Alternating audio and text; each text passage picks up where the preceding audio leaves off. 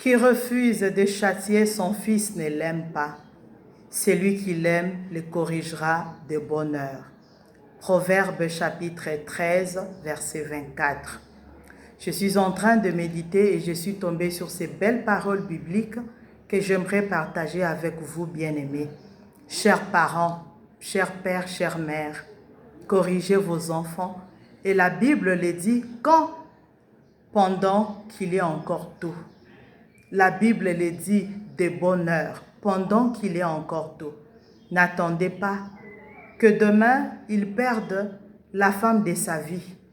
N'attendez pas que demain, elle perde son foyer à cause de son impolitesse. N'attendez pas qu'il perde son emploi à cause de son mauvais comportement. N'attendez pas que ses oncles et ses tantes n'acceptent même pas de le voir chez eux à cause de son mauvais comportement à ce moment-là. Même si vous prenez la décision de vous lever, il sera déjà tard.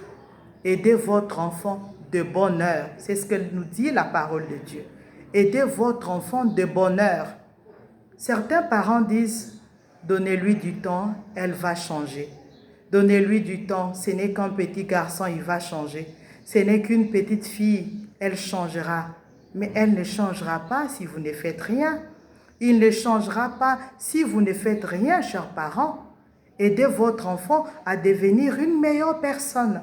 Aidez votre enfant à devenir, comme nous avons l'habitude de dire, une meilleure version de lui-même.